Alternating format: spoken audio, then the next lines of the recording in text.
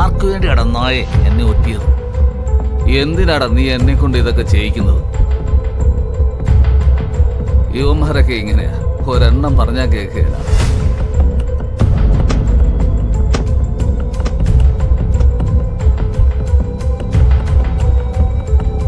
അതൊക്കെ പോട്ടെ, പറ, ആർക്കു വേണ്ടിയാ? 1 2 അല്ല, 5 കോടിയാ നീ കാരണം എനിക്ക് നഷ്ടമായത്. അതൊക്കെ എനിക്ക് തിരിച്ചു കിട്ടണം. എന്നെ എത്ര തല്ലിയാലും ഞാൻ പറയില്ലടാ. അത് പോട്ടെ, ഇനി നിന്നോടൊന്നും പറഞ്ഞിട്ട് കാര്യമില്ല. വക്കീലേ, ഇനി നിങ്ങളൊന്ന് പറഞ്ഞു കൊടുക്ക്.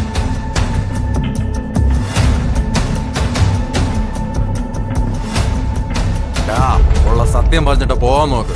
നിന്റെ പുറകിൽ ആരൊക്കെയാണുള്ളത്?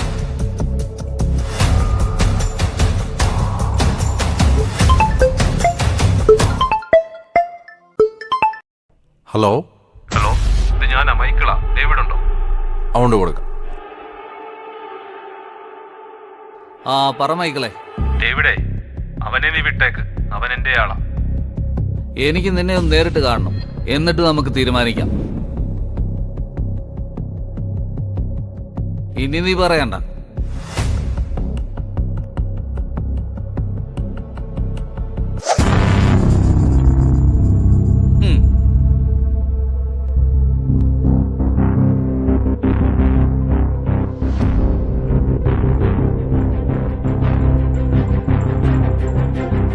വണ്ടി എടുക്കടാ.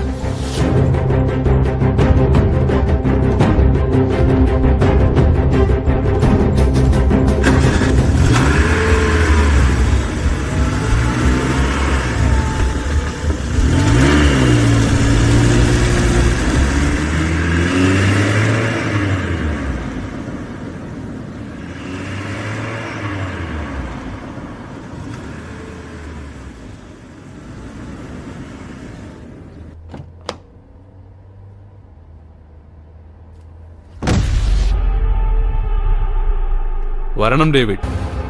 മൈക്കിളെ, പലതവണ ഞാൻ നിന്നോട് പറഞ്ഞിട്ടുണ്ട്, എന്റെ കളിയിൽ കയറി കളിക്കരുത്. 4 പേരെ കൂട്ടി നീ കളിക്കുന്ന കളിയുണ്ടല്ലോ, അത് ഞാൻ അവസാനിപ്പിക്കും. അവസാനത്തെ കളിക്ക് നീ കാത്തിരുന്നോ? പണ്ടേ നിന്നെ തീർത്ത് കളയേണ്ടതായിരുന്നു. കളി തുടങ്ങുന്നേ ഉള്ളൂ ഡേവിഡേ, നമുക്ക് കാണാം.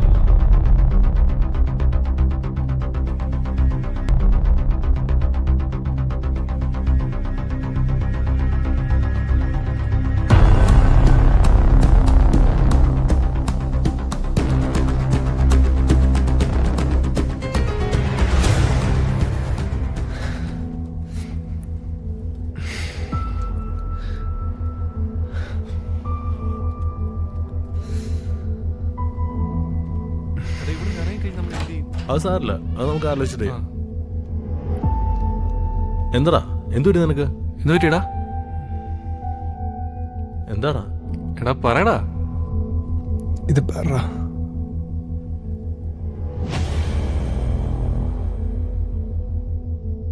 എടാ, ഇങ്ങനൊക്കെ നടക്കും നമ്മൾ കരുതിയതല്ലോ. കുറച്ചു ദിവസത്തെ പരിചയം മാത്രമല്ലേ നമ്മൾ തമ്മിലുള്ളൂ. ഞങ്ങൾക്കറിയില്ല നിങ്ങൾ തമ്മിൽ എന്താ പ്രശ്നമെന്ന്. എന്നാലും അനു എന്തിനായിരിക്കടാ അങ്ങനെ ചെയ്തത്?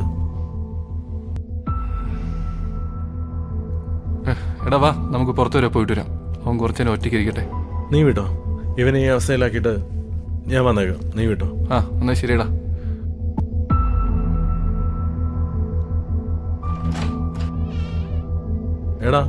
എടാ നീ ഇങ്ങനെ ഇരുന്നിട്ട് ഒരു കാര്യമില്ല. അനുവിന് എന്താ സംഭവിച്ചത് നമുക്കറിയണ്ടേ? പിന്നെ സംഭവിച്ചത് എന്തെങ്കിലും മാറ്റാൻ കഴിയുമോ?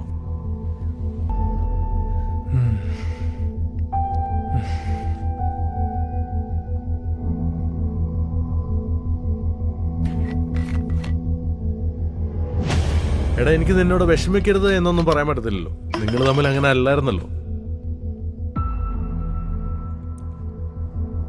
എടാ, നിനക്കറിയോ, എനിക്കും അവളെ ഇഷ്ടമായിരുന്നു. അത് ഞാൻ അവളോട് പറയായിരുന്നപ്പോഴാ അവൾക്ക് നിന്നെയാണ് ഇഷ്ടമെന്ന് ഞാൻ അറിഞ്ഞത്. അങ്ങനെയാ നിന്നെ കാണാൻ ഞാൻ ഇവിടെ വരെ വന്നത്.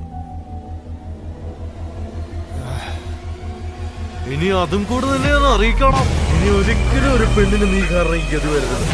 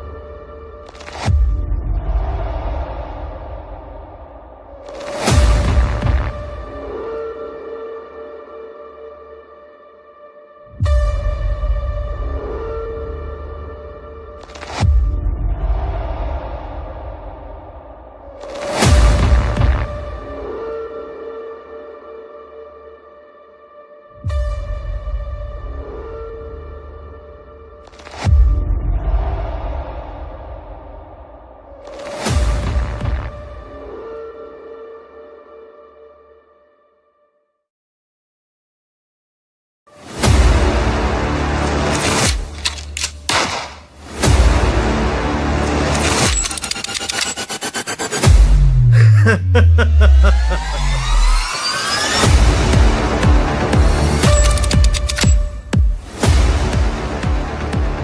Morning sir.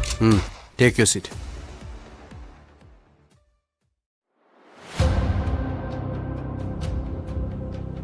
ഇന്നലെ നമ്മുടെ സിറ്റിയിൽ നടന്ന ഒരു കൊലപാതക കേസാണിത്. ഒരു വാട്സാപ്പ് നമ്പറിൽ നിന്ന് കൊല നടന്ന ആളുടെ ഫോട്ടോ ഈ നമ്പറിലേക്ക് അയച്ചിട്ടുണ്ട്. സാർ, നമ്മൾ 2 പേരെ CCTV ഐഡന്റിഫൈ ചെയ്തിട്ടുണ്ട്. യെസ്, ആ ബോഡി എവിടെയാണെന്ന് കൂടി അറിഞ്ഞാൽ നമുക്ക് ഈ കേസ് ക്ലോസ് ചെയ്യാം. ആ ഒരു വാട്സാപ്പ് നമ്പറും കൂടി ട്രേസ് ചെയ്യുക. സാർ, ആ വാട്സപ്പ് നമ്പർ ഫേക്കാണ്. ഓക്കെ, ഇന്ന് തന്നെ എനിക്ക് ആ ഫയൽ റിപ്പോർട്ട് കിട്ടണം. കേസ് എങ്ങനെ വേണമെന്ന് ഞാൻ പറയണ്ടല്ലോ. Okay sir. Okay, thank you.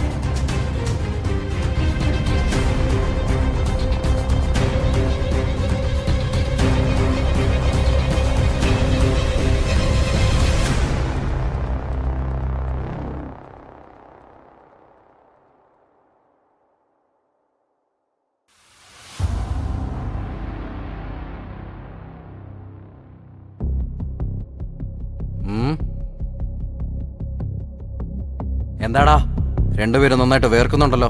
ഞങ്ങൾ ആരെയും കൊന്നിട്ടൊന്നുമില്ല. നീയൊക്കെ ചേർന്നൊരുത്തനെ കൊന്നു തള്ളിയിട്ട് അറിയില്ല പോലും.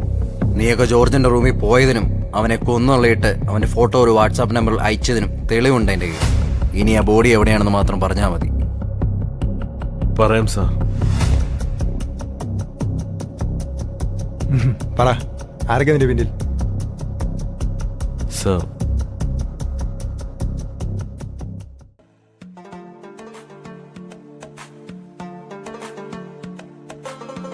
രണ്ട് മാസങ്ങൾക്ക് മുമ്പ് ഞങ്ങളുടെ സൗദിയിലെ ഫാം ഹൗസിൽ വെച്ച് റാമും ഡ്രൈവർ വിജയനും കണ്ടുമുട്ടിയിരുന്നു. അവർക്ക് വന്ന ഒരു ഫോൺ കോൾ, അത് അവളായിരുന്നു, അനു. അനു റാമിനോട് പറഞ്ഞത് അവളുടെ കാമുകൻ അവളിൽ നിന്നും പ്രണയം നടിച്ച് കുറേ നേക്കഡ് ഫോട്ടോസ് കൈക്കലാക്കുകയും ഇപ്പോൾ ആ ഫോട്ടോസ് വെച്ച് അവളെ ബ്ലാക്ക്മെയിൽ ചെയ്യുന്നു എന്നായിരുന്നു. അവൾ റാം നൽകിയ ഡീറ്റെയിൽസ് വെച്ച് റാമിന് ജോർജിൻ്റെ ഫോട്ടോസ് കിട്ടി. റാം ഞങ്ങളെ കണ്ട് ജോർജിനെ പറ്റിയും അനുവിനെ പറ്റിയും കൂടുതൽ വിവരങ്ങൾ തിരക്കാൻ പറഞ്ഞു. അതിൽ നിന്ന് ഞങ്ങൾ 3 പേർ ചേർന്ന് അനു, ജോർജ് ഇവരെ പറ്റി എല്ലാം മനസ്സിലാക്കി. 2 മാസത്തെ റാമിൻ്റെ പ്ലാൻ അനുസരിച്ച് ഞങ്ങൾ ജോർജിൻ്റെ അടുത്തെത്തി. ജോർജുമായി സൗഹൃദം സ്ഥാപിച്ചു.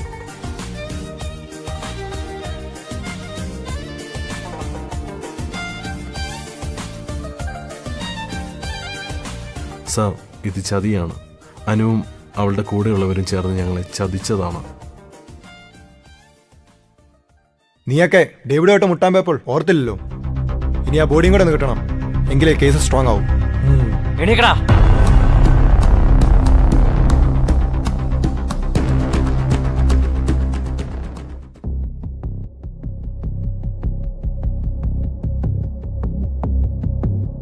വക്കീലെ, മൈക്കിളിനെ വിളിക്ക്. ഇപ്പോൾ വിളിക്കണോ? അന്ന് അവൻ ഒറ്റയ്ക്കായിരുന്നു. അന്ന് നമുക്കൊന്നും ചെയ്യാൻ കഴിഞ്ഞില്ല. ഇപ്പോൾ കമ്മീഷൻ അവൻ്റെ കൂടെയുണ്ട്. അതുകൊണ്ട് നമ്മൾ ഓരോ നീക്കവും സൂക്ഷിച്ചു വേണം.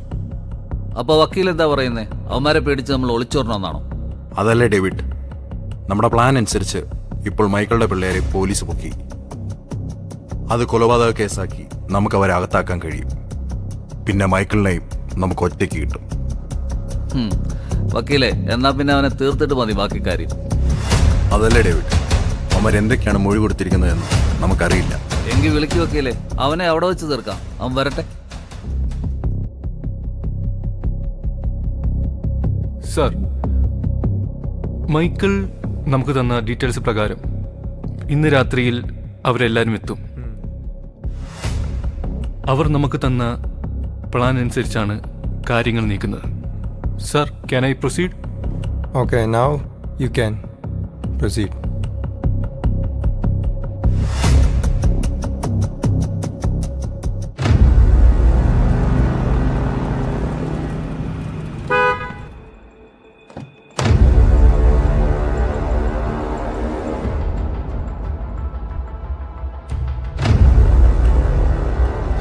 ഡേവിഡേ, അപ്പൊ എങ്ങനെയാ കാര്യങ്ങൾ?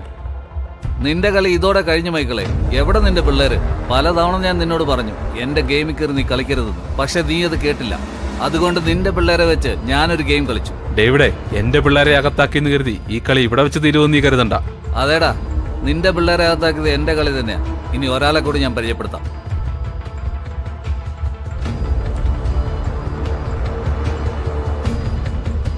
ഹലോ ഹലോ ഹലോ മൈക്കിൾ, ഇത് ഞാനാണ് അനു. എന്നെ മനസ്സിലായോ?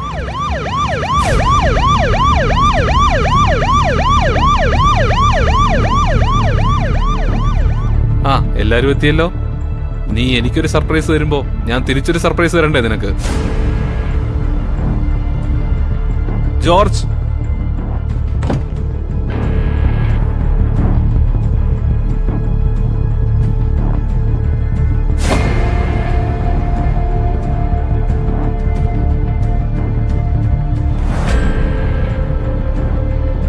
എന്റെ ജോലി കുറച്ചതിന് നന്ദി.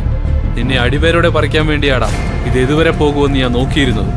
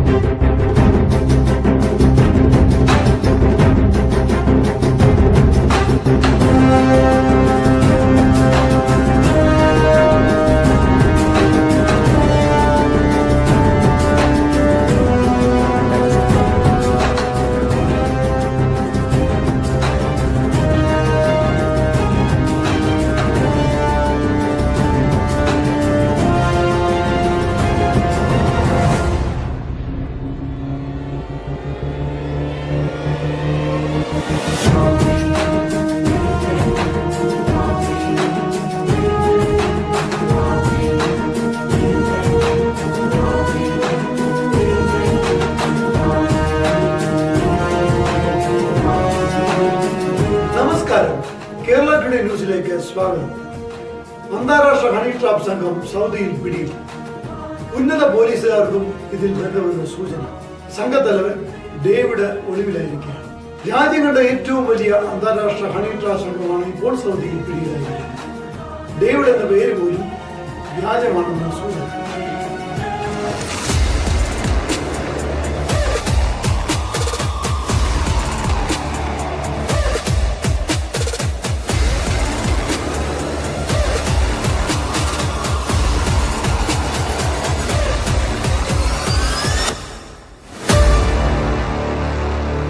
എനിക്ക് നിന്നെ ഒന്ന് നേരിട്ട് കാണണം. എന്നിട്ട് നമുക്ക് തീരുമാനിക്കാം.